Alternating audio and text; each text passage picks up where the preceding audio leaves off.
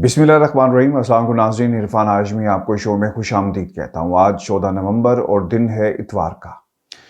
भगोड़ों की, मौका परस्तों को यकीन दहानी, मांगे तांगे की सियासत और सहाफत, और तब्दीली की हवाएं चलाने वाले पंखों का बटन किसने दबाया, और आर्मी चीफ का लंदन में नवाज शरीफ को पैगाम, आखिर सच्चाई क्या है, इस पर तफसील से बात करेंगे। व्यूअर्स, जब से पाकिस्तान तहरीक इंसाफ की हुकूमत आई, मुस्लिम लीग नून और पीपल्स पार्टी की मुश्किलात में मजीद इजाफा हो गया। अपोजिशन का काम यह होता है कि हुकूमत वक्त को टफ टाइम दिया जाए, उन पॉलिसीज को लेकर जो पार्लियामेंट में बनाई जाती हैं, उन कवानीन को लेकर जो अवाम के लिए बनाए जाते हैं, उनका रास्ता रोका जाए। लेकिन यहां पर उल्टी गंगा बह रही है। पाकिस्तान मुस्लिम लीग नून के ऊपर बहुत सारे केसेस हैं, उनके लीडरान मुल्क से भागे हुए हैं, और दूसरी तरफ पाकिस्तान पीपल्स पार्टी का भी हाल यही है। केसेस ने उनको जकड़ा हुआ है, एक के बाद दूसरा लीडर धर लिया जाता है। और एहतसाब का नारा जो पाकिस्तान तहरीक इंसाफ लगाकर आई थी, अब इस नारे को अमली जामा पहनाने के लिए हुकूमत ने वो तमाम काम किए, अदालतों तक केसेस लेकर गए, लेकिन रिजल्ट्स नहीं निकले। लेकिन इसके बावजूद अंगेज रखा पाकिस्तान तहरीक इंसाफ ने इन तमाम अपोजिशन की जमातों को। और यही वजह है, जब भी अपोजिशन की जमातों को कोई मौका मिलता है, वो इस मौके का भरपूर फायदा उठाते हैं और कोशिश करते हैं कि तहरीक इंसाफ की हुकूमत को टफ टाइम दिया जा सके। पाकिस्तान मुस्लिम लीग नून का भी यही हाल रहा, पाकिस्तान पीपल्स पार्टी का भी यही हाल है।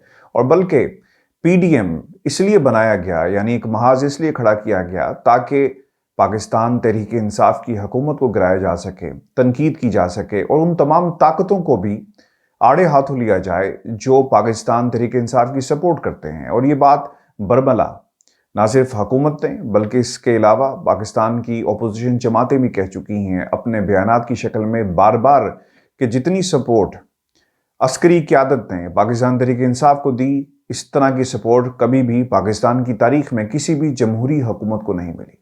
अब ऑप्शंस क्या हैं? अब ऑप्शंस ये हैं कि हमने पिछले 2 माह में देखा कि जब भी महंगाई की बात होती है, पाकिस्तान तहरीक इंसाफ के खिलाफ एक महाज क्रिएट कर दिया जाता है। जब भी कोई भी कानून साजी की बात होती है, तो उसको अपॉर्चुनिटी समझकर इस्तेमाल किया जाता है हुकूमत के खिलाफ। इसमें कभी भी अगर ये कहा जाए कि पाकिस्तान की अवाम की खुशहाली या पाकिस्तान की आवाम का ख्याल जिसको रखना बहुत ही ज़रूरी है अपोजिशन जमातों की तरफ से, उसका ख्याल नहीं रखा जाता, बल्कि ये सिर्फ और सिर्फ अपनी पर्सनल एंटरप्राइज है जो सियासी जमातें, अपोजिशन सियासी जमातें इस वक्त चला रही हैं। पिछले 2 माह के अंदर हमने मुतादिद ऐसी एग्जाम्पल्स देखी। इसमें खुसूसी किरदार पाकिस्तान के मीडिया ने प्ले किया, और अब शहर इक़्तिदार के अंदर और पाकिस्तान के मीडिया कैनवस के ऊपर ऐसे आर्टिकल्स लिखे जा रहे हैं, ऐसी खबरें लगाई जा रही हैं, जिससे सिर्फ ये जाहिर होता है कि पाकिस्तान तहरीक इंसाफ का तख्ता किसी भी वक्त उल्टा जा सकता है और ये घर चली जाएगी। इन खबरों की जो कैप्शंस हैं, तब्दीली की हवाएं चलने वाली हैं, और तब्दीली की हवाएं तेज हो गई हैं, और तब्दीली की हवाएं चलाने वाले पंखे, इनका बटन अब दबा दिया गया है। और जो हवा इन पंखों से आ रही है, ये सिर्फ और सिर्फ पाकिस्तान तहरीक इंसाफ को घर भेजने के लिए है, लेकिन इसकी हकीकत कुछ नहीं है। आज एक आर्टिकल, बल्कि एक खबरनुमा आर्टिकल लगाया गया एक निजी टीवी की वेबसाइट के ऊपर, और फिर अखबारात में भी खबर आई। और यह आर्टिकल अंसार अब्बासी साहब की तरफ से लिखा गया, जिसमें 9 चीज़ों को हाईलाइट किया गया है। और तब्दीली की हवाएं चलाने वाले ये पंखे जिनका बटन मौका परस्तों ने चलाया है, उनके मुताबिक पाकिस्तान तहरीक इंसाफ के इत्तेहादी अब दूर होते जा रहे हैं। और अगर आप पाकिस्तान के मीडिया की खबरों का जायजा लें तो कैप्शंस क्या हैं, ये बहुत ही इंटरेस्टिंग है। और इन मौका परस्तों की कहानी आपको पाकिस्तान तहरीक इंसाफ के इत्तेहादियों की शक्ल में भी मिलेगी, पाकिस्तान के मीडिया की शक्ल में भी मिलेगी। और सिर्फ इस तरफ ये तब्दीलियां नहीं नजर आएंगी, बल्कि आपको दूसरी तरफ अपोजिशन जो मौका परस्तों की एक जमात है, वहां पर भी ये तमाम चीज़ें नजर आएंगी। मौका परस्त सियासतदान, खबरें और मौका परस्त जो मीडिया है, वो क्या लिखता है कि हुकूमत के इत्तेहादियों ने घबराना शुरू कर दिया। ये कैप्शंस हैं पाकिस्तान के मीडिया के। दूसरा कैप्शन ये है कि हुकूमत और इत्तेहादियों में दूरियां बढ़ने लगी, अहम इजलास तलब कर लिए गए। इशारा पाकिस्तान मुस्लिम लीग नून की तरफ नहीं, बल्कि काफ लीग की तरफ है। काफ लीग इत्तेहादी हैं, और उनकी मीटिंग्स को बार बार पाकिस्तान के मीडिया में रिपोर्ट किया जा रहा है कि मैसेज भेजने के लिए फरमाइशी प्रोग्राम है, और ये खबरें फरमाइश पर लगवाई जा रही हैं। दूसरी तरफ एमक्यूएम की खबरें भी आपके सामने आ रही होंगी। एमक्यूएम वाले भी खबरें ऐसी लगा रहे हैं कि बार बार वो ये कहते हैं महंगाई मुल्क में ज़्यादा हो गई, हमारे से जो वादे किए गए थे वो पूरे नहीं हुए। और इसके अलावा वो तमाम कैप्शंस जो इस वक्त आपको पाकिस्तान के मीडिया पर नजर आएंगे, आपको जो माइंडसेट है इत्तेहादियों का वो नजर आता है। फिर ये कहा गया कि एमक्यूएम और काफ लीग के बाद फंक्शनली भी हुकूमती इत्तेहाद से बागी होने लगी है। अब इसकी सच्चाई क्या है? सिर्फ और सिर्फ इन जो तमाम इत्तेहादी हैं, जब भी मुल्क के अंदर किसी भी जमात का इत्तेहाद हो, मुश्किल वक्त आते हैं, तो इत्तेहादी ब्लैकमेलिंग की सियासत पर उतर आते हैं। वो चाहे इमरान खान की हुकूमत हो, चाहे वो इससे पहले मुशर्रफ की हुकूमत हो, या फिर नून लीग की हुकूमत हो, या फिर पाकिस्तान पीपल्स पार्टी की हुकूमत हो, इत्तेहादियों का ही काम सिर्फ ये होता है कि किसी भी हुकूमत को ब्लैकमेल किया जा सके और अपनी बात को मनवाया जा सके। फिर लिखा गया कि पेट्रोल की कीमत में इजाफा, इत्तेहादी और पीटीआई के रहनुमा भी सरापा एहतजाज है। ये पाकिस्तान का मीडिया इस वक्त आपको खबरें सुनाता हुआ नजर आएगा। फिर जो इंसार अब्बासी साहब ने जो लिखा कि अंदरूनी तौर पर फैसले ना करने की सलाहियत, यानी पाकिस्तान भी तहरीक इंसाफ की जो इस वक्त सिचुएशन है उसको मैनिपुलेट कर कर मीडिया में इंसार अब्बासी साहब ने इस खबर की जीनत बनाया। फिर वो ये कहते हैं कि DGISI की तकर्री का मामला हो, कानून साजी चैलेंज करने का मामला हो, पार्लियामेंट का सेशन मुलतवी करने का मामला हो। पहले तो आप याद रखें कि इमरान खान का माजी बेदाग है। अगर दागदार होता तो इमरान खान की भी वही सूरत हाल होती जो पाकिस्तान के बाकी सियासतदानों की है, जिन्होंने सियासत को एक कारोबार बनाया है, जो माफिया से हाथ मिलाते हैं। और जब आप माफिया से हाथ मिला लें तो फिर आपको सब कुछ वो करना पड़ता है जो उन माफियास को राम करेगा, और फिर आपकी करप्शन यहां से जन्म लेती है। व्यूअर्स, आप खुद तसव्वुर करें, अगर इमरान खान की जगह अगर इमरान खान का माजी बेदाग ना होता तो क्या पाकिस्तान के इस्टेब्लिशमेंट के आगे इतनी देर रेजिस्ट करना, क्या ये मुमकिन हो पाता? बिल्कुल ना हो पाता। और DGISI की तकर्री का मामला जिस तरह हमने देखा कि आखिर में अफहाम तफहीम के साथ हल हुआ, और आइनी और कानूनी हैसियत जिसका जिक्र प्राइम मिनिस्टर हमेशा करते रहे, उसको उन्होंने मनवाया। अगर यहाँ पर कोई नवाज शरीफ जैसा या आसिफ अली जरदारी जैसा कोई भी किरदार होता तो हालात ये ना होते। और ये बेदाग माजी है जो किसी को कोई रीजनिंग नहीं देता कि इमरान खान को घर भेजा जा सके। आगे वो ये कहते हैं कि कानून साजी चैलेंज की जाए। ऑब्वियसली जो सिचुएशन है, बहुत सारे लोगों को सूट नहीं करता कि मुल्क के अंदर इलेक्ट्रॉनिक वोटिंग का निज़ाम आ सके, और फिर इसके अलावा दीगर अमूर भी जो हैं वो अपने हिसाब से लेकर चलना चाहते हैं। फिर पार्लियामेंट का सेशन मुलतवी हुआ, इसको भी उन्होंने अपनी इस जो खबर है उसका हिस्सा बनाया। फिर सुप्रीम कोर्ट का जिक्र किया। सुप्रीम कोर्ट के बारे में वो ये कहते हैं कि जब प्राइम मिनिस्टर से इतने सख्त सवालात किए जाएं APS के मामले के ऊपर, तो इसका मतलब ये हुआ कि शायद हवाओं का रुख बदल गया है। और हमने इससे पहले भी अपने वीलॉग्स के अंदर ये बात कही थी कि प्राइम मिनिस्टर को अदालत बुलाती है, अदालत में वो पेश होते हैं। तो ये टेस्ट केस इमरान खान का नहीं था, बल्कि पाकिस्तान की अदलिया का था। ये पाकिस्तान के दीगर सियासतदानों का था जो इंतज़ार करवाते हैं अदालतों को, और अदालतों के सामने पेश होकर मुल्क से भाग जाते हैं। और सुप्रीम कोर्ट ऑफ पाकिस्तान ने वज़ीर आज़म से जो सवालात किए उसे किसी भी दौर में रैशनलाइज नहीं किया जा सकता। जो सवालात थे, जिन लोगों से थे, उस वक्त के वज़ीर आज़म को बुलाया जाता, जिन लोगों पर इल्ज़ाम था उनको बुलाया जाता। बल्कि प्राइम मिनिस्टर ने तो यहाँ तक कहा कि आप हुक्म दें, हम उस पर अमल दरामद करवाएंगे। तो फिर सोचने में तो शायद ये बात भी आती है कि अगर आपने वक्त के वज़ीर आज़म को अदालत में बुलाया है तो फिर कोई फैसला सुनाते, ना सिर्फ कुछ सवालात पूछने के लिए जो हुकूमत की तरफ से यानी अटॉर्नी जनरल पाकिस्तान से भी पूछे जा सकते थे, लेकिन सिर्फ और सिर्फ इस बात को उछाला जा रहा है अब मीडिया के जरिए कि जनाब क्योंकि सुप्रीम कोर्ट ऑफ पाकिस्तान ने बुला लिया इसलिए हालात ख़राब हैं, हवाएं तेज़ चल रही हैं और अब इस हुकूमत का मज़ीद रहना नामुमकिन हो जाएगा। फिर उन्होंने ये भी कहा कि काफ लीग की सियासत और इजलास तलब कर लिए गए। इस पर भी मैं पहले भी बात कर चुका हूँ कि इजलास बुलाए जाएंगे, अभी मज़ीद इजलास बुलाए जाएंगे, और इनकी कहानी में आगे चल के आपके सामने भी रखूँगा कि इन इजलासों में हो क्या रहा है और ये इत्तेहादी चाहते क्या हैं। फिर उन्होंने MQM का एतराज़ के हवाले से भी बात की है, इलेक्ट्रॉनिक वोटिंग की, और फिर वो बिलावल की फजल रहमान साहब से मुलाकात जो हुई इसका भी ढंडोरा पीटते हुए अपनी उस खबर के अंदर नजर आते हैं। ये है इंसार अब्बासी साहब जो तब्दीली की हवाएं चलाने वाले पंखे बनकर इस वक्त ठंडी हवाएं चला रहे हैं, बल्कि ये ठंडी हवाएं किसी और को पहुंच रही हैं।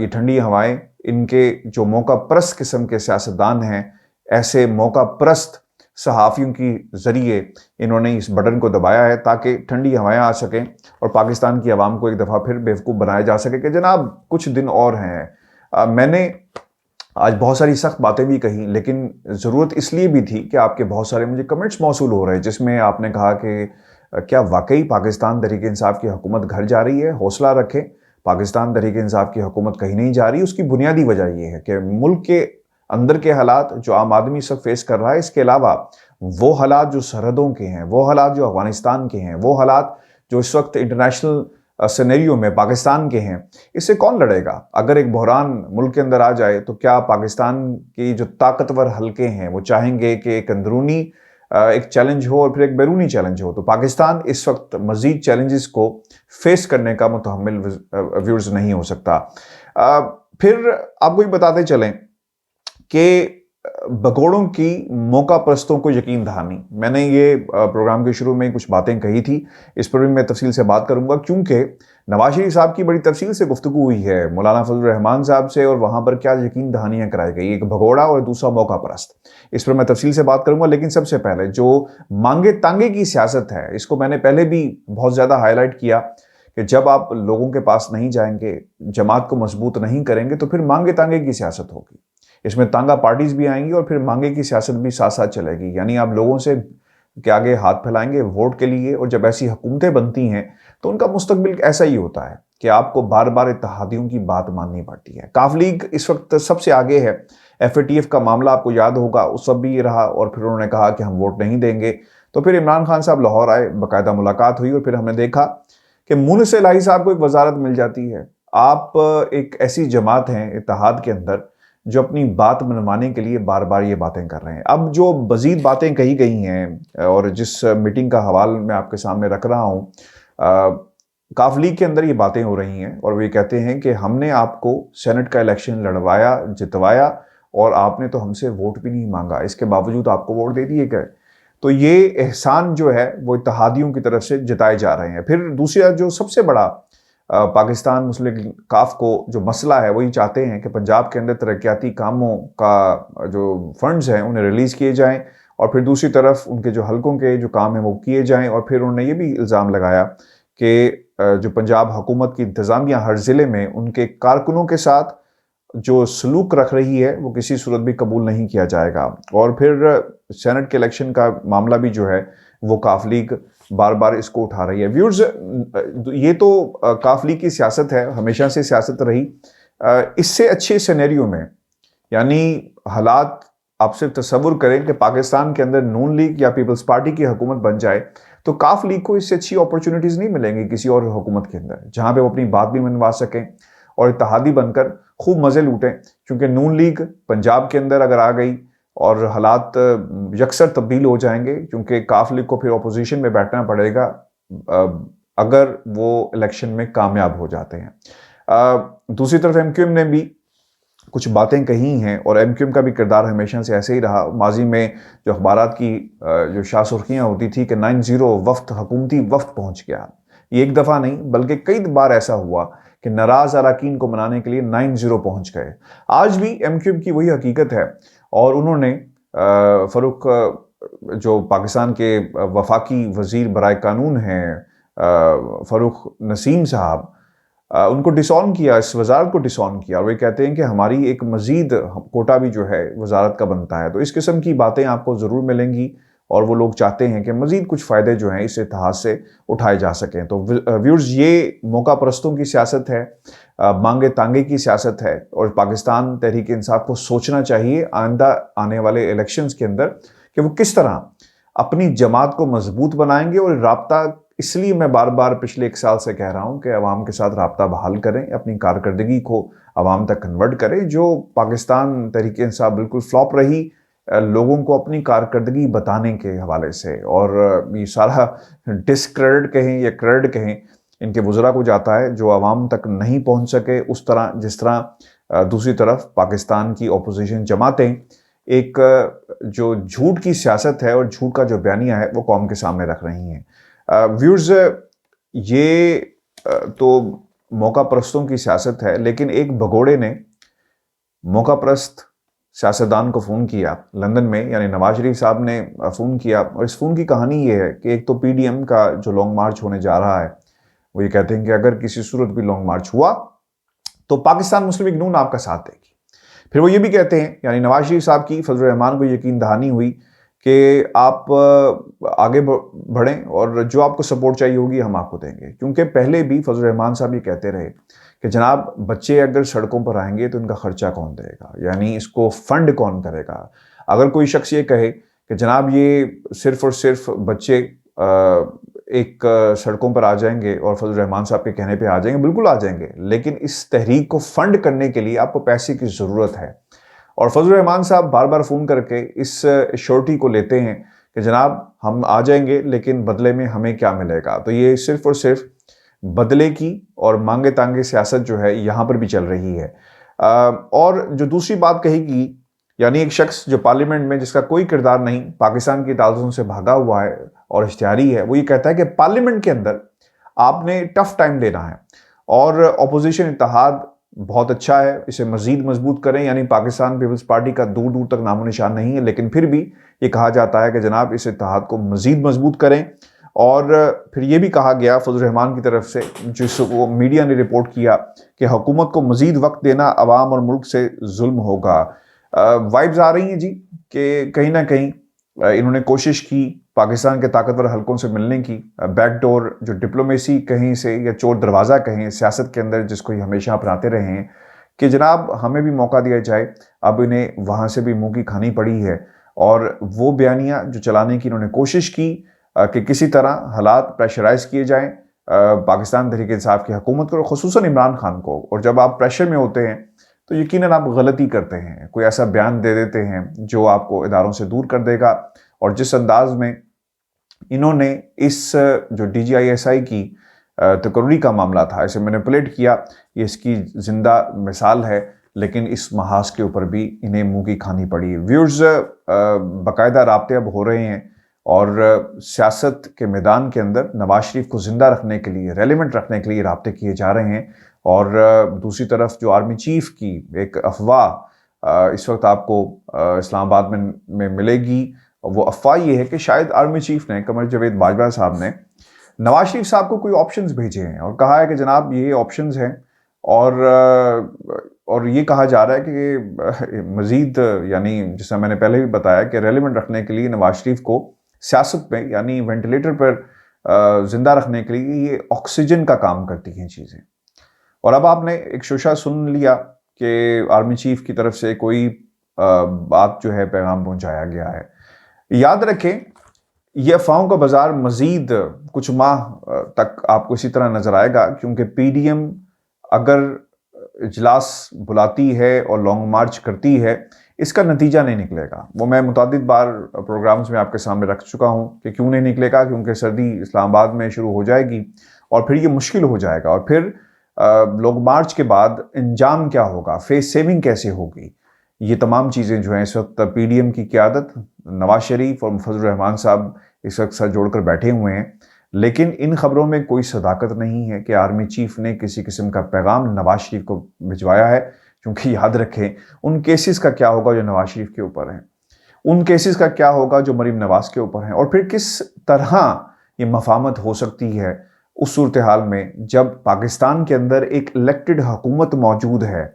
इमरान खान को ना सिर्फ आवाम की सपोर्ट हासिल है बल्कि पाकिस्तान की आर्मी की सपोर्ट भी हासिल है। जिस तरह के DGISI के मामलात हमने देखे कि किस तरह मुश्किल हो गया था, ऐन मुमकिन था कि मुल्क के अंदर हमें एक कन्फ्रंटेशन नज़र आती, लेकिन इसके बावजूद ये कन्फ्रंटेशन नहीं हुई और अदारों ने और पाकिस्तान की जमहूरी हुकूमत ने बड़ी जिम्मेदारी के साथ पूरी सिचुएशन को कंट्रोल किया।